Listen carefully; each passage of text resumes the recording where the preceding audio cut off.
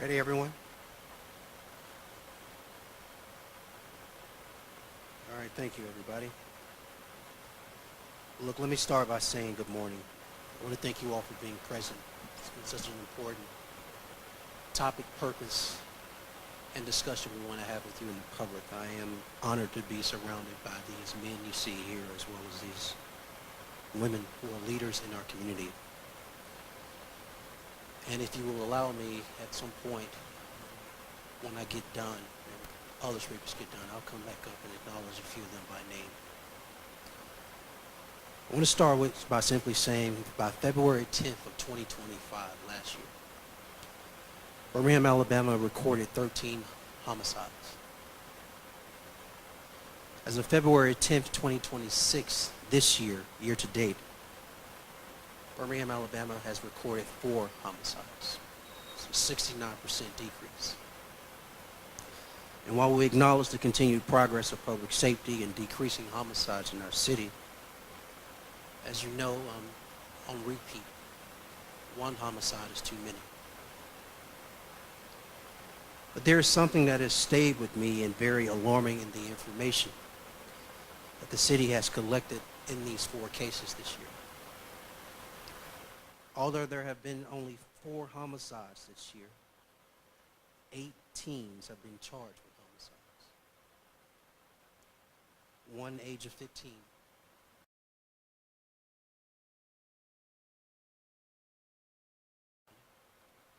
And 2 the age of 19. It is not just the victims we lost who were taken from their families and loved ones. We have 8 teenagers who are looking at being lost to the penal system. As a son, as a brother, as an uncle, as a nephew, this bothers me. As a black man who grew up in this city, I owe it to the next generation of black boys who will become men to say and do something.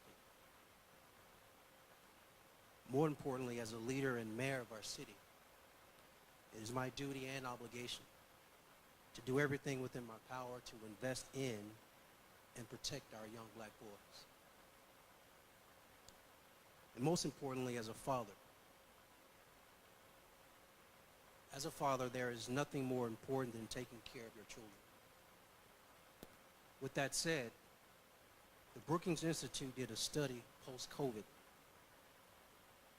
and it shared and stated that black boys not in school, plus black men unemployed,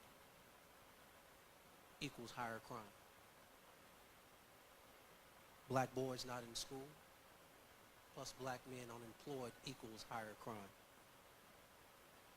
And so the mandate is clear, everyone. Keep our black boys in school. Make sure our black men can be gainfully employed. Make sure our black boys are literate and can read. And make sure our black men have skills. While policing and community violence initiatives have already seen major improvements, we remain laser focused on reducing violence and saving lives by targeting the youngest in our community. Prevention works. And we must make a difference in the lives of our black boys between the ages of 8 and 14. More than a year ago, the Birmingham Crime Commission, made up of community and business leaders, healthcare and public safety professionals, researched and presented a report with a list of recommendations to address gun violence in our city. 3 of every 4 recommendations have been launched or are in the process of being implemented. But we want to be clear about the moment our work continues. Among the Commission's recommendations were calls for a focus on life coaching, increased parental engagement, more training and counseling in nonviolence, faith-based community involvement, and developing front door data to understand the root causes of violence with an eye towards intervention strategies. And so today, surrounded by these powerful men and women you see, leaders who I have tremendous respect for, and others who are not present. We officially announced the launch of the Black Male Initiative. The Black Male Initiative, which is a plan to support our young men before they turn to the streets. And it is important that we make young black males our focus. We already have buy-in from the community, barbershops. Our school system and our school is led by Dr. Mark Sullivan. Churches have already pledged their support as well. And that's critical because this is not a go-at-it-alone initiative from the city of Birmingham.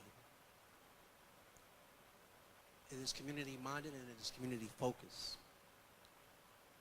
Equally, it is community partnerships. Programs will include parenting workshops, family support, mentorships, GED assistance, apprenticeships and skilled trades, fatherhood engagement, mental health support, barbershop-based outreach, workforce development pathways, and much more. The leaders here with me support this plan and are equally committed to supporting our young black males in our community. And for that, in front of everyone, I say thank you, and I'm very grateful for each of you. Our black boys, our young black men, their future is in our hands, and we are dedicated and committed to setting them on the right path. Carnell Howell, who you see here, served on the Birmingham Crime Commission as a team lead for community input. And many of the elements of the Black Male Initiative focus on the findings he and his team noted during their work. His passion, Carnell's commitment, have played a key role in the development of this initiative. And for that, brother, I say thank you. By the way, he's faking it, everybody. He's very sleepy. He just had a newborn. Proud of him. I know what it means, team no sleep. But at this point, I'm going to step aside and allow him to speak. Well, thank you, Mayor. I commend you for, first of all, being bold and intentional about this project. You know, ages 8 to 14, we're talking about kids, we're talking about the boys. The work of the Crime Commission, we had an opportunity to talk to literally hundreds of boys and girls. What we found to be true is most of the young boys in the city of Birmingham who at some point get involved in the system, they want difference from themselves. They didn't choose this life. Sometimes in life, it chooses you. And this program was built around their ask. This is a call to action, but it's theirs. Every program under the umbrella of this initiative was an idea of young black boys. So I would say to you, just know when you support this program, you're supporting our boys, because this wasn't a program that was pulled out of the sky. This was a program that they chose and they wanted and they needed.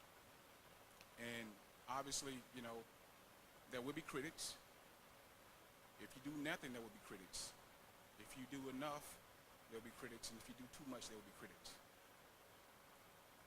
But that is why it's important we keep the main thing the main thing. And our children are the main thing. Thank you.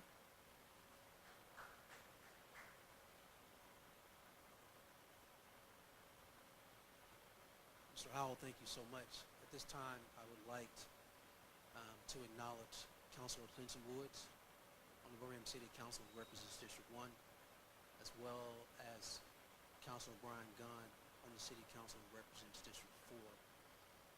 I would like Councilor Woods to come up and speak on behalf of the Councilor, flanked by Councilor Gunn.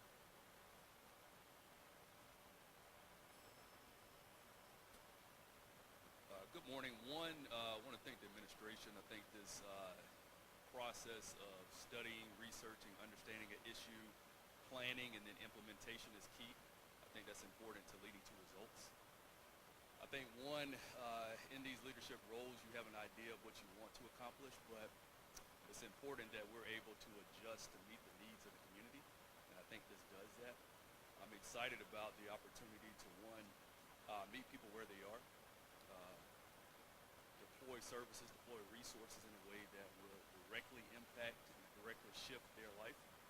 And so excited, one, just about the ability to do that, to be creative, to meet the need, but as well as just the number of people that are here and supportive of this. And it gives me confidence that we'll be able to continue to see the progress that we're seeing. I think we're getting leaders from around the area to work together collectively, and that's something that is required in order to truly solve issues. And so I'm excited about that.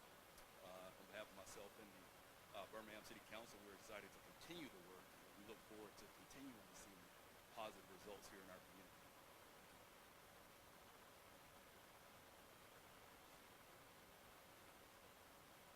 Thank you, Councilor Woods. At this time, he doesn't know this, but I'm putting him on the spot because he's in the trenches of this work. I'd like our superintendent, Dr. Mark Sullivan, to share a few words of the importance of this. Thank you, Mr. Mayor. One of the things that I know as being in the school system is that we have to rely on data to drive decisions. And so we look across our data and we look at our young men. Oftentimes you see that our young men are more suspended more often, referred to special education more often. The students typically graduation rates are lower. Their college board rates are lower. And we say that every child can learn. And we can't say and be part of a system where systematically a subsection of our students, our children, are not being successful as they can be. And so we are wholeheartedly behind this program because we know that every child, whether that be a boy, girl, black, white, brown, yellow, doesn't matter, deserves an equal opportunity to be successful in life. And when our data is showing that there is a group of students who are not being their best, then we have to do something to change that. And so I thank the mayor, I thank the city council, thank you for all that you do and will do to make sure that our boys are successful. Thank you, Mr. Mayor. I promise not to put him on the spot again today. I can't say the same for tomorrow. I do want to acknowledge, along with the superintendent, I just want to recognize him as president of our Birmingham School Board, and that is Sherman Collins. I want to thank you and all your colleagues for the work you do as well. Again, I still owe you a point of acknowledging everyone else up here. I'll do that. But before I do that, I want to open it up for any questions you all may have. Yes, ma'am.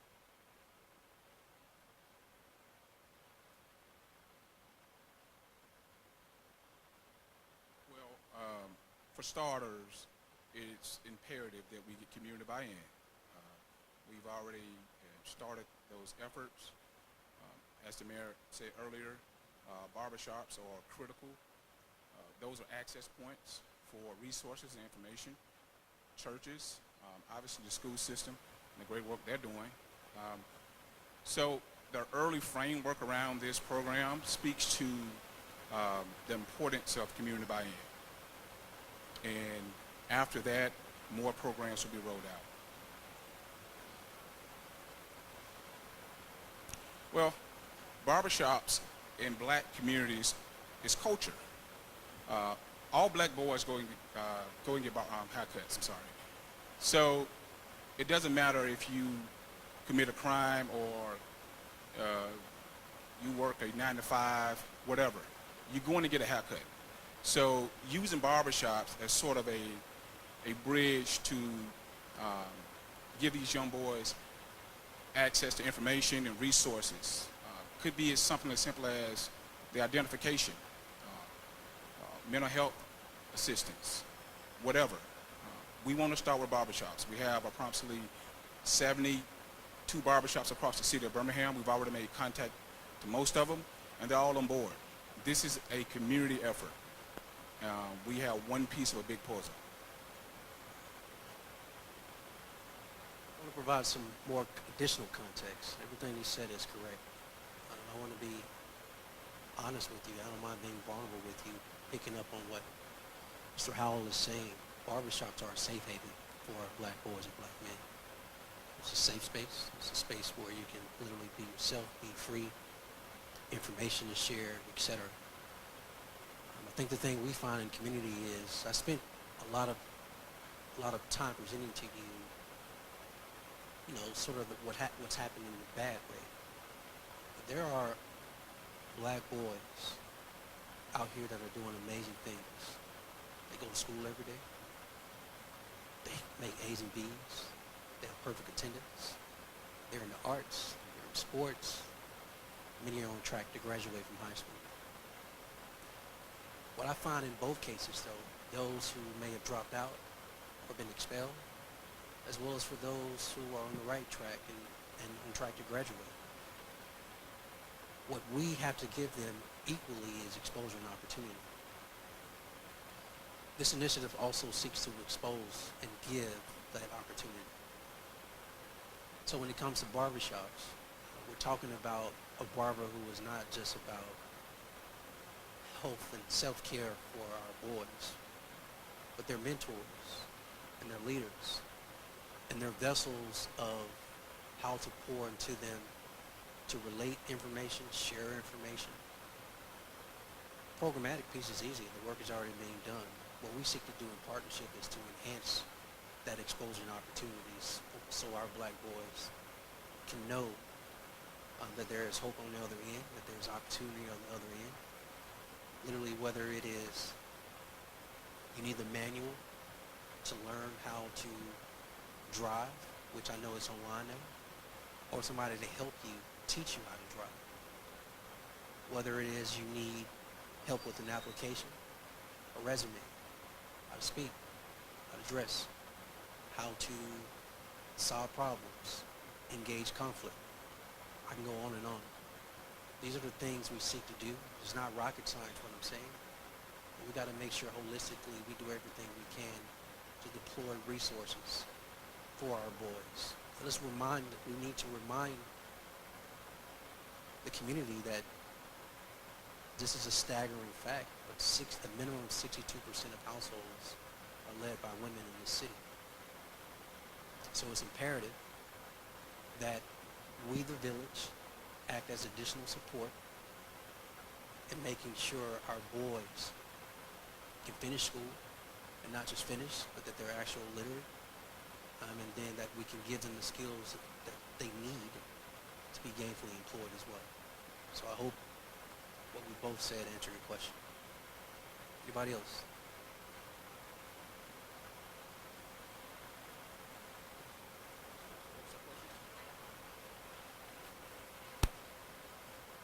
Yeah, so our goal is to hit the ground running, have community listening sessions. We've compiled a lot of contacts doing the work, the Crime Commission, being a co-lead for the community input team.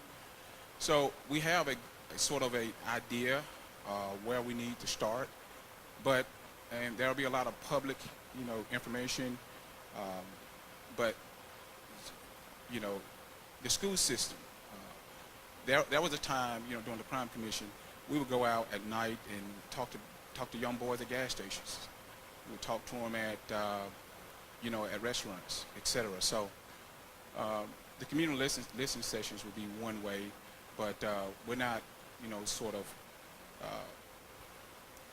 of thinking outside the box here in terms of reaching these young people. 8 to 14 is a critical age, and so I think it's important that parents get on board, which they already are, and if you are in this community, if you already have an organization, they're doing great work, give us a call. There's a ton of organizations that are doing great work already, and we commend you, and we want to support you. So we're looking to work with everyone, bring everyone to the table, and identify the most pressing needs for these 8 and 14-year-old boys.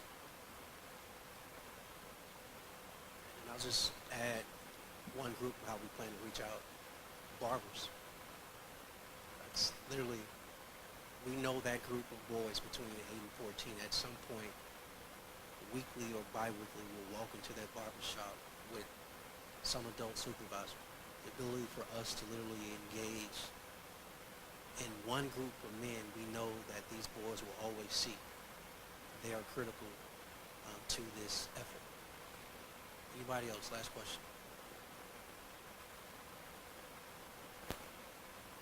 All right, let me do this.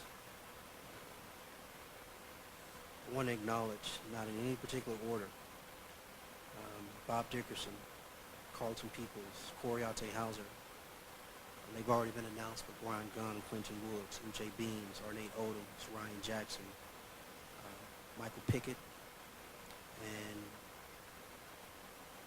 Cornell. There's two guests here. I want to make sure I get their names right, so please announce them. Yep. I apologize, my brother. Anybody else? Of course, Foster. Good to see you, brother. Ladies and gentlemen, this was important to share and announce.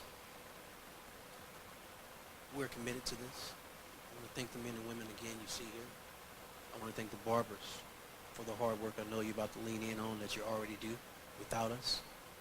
And this is an amazing partnership. We look forward to engaging our black boys and black men. Thank you so much.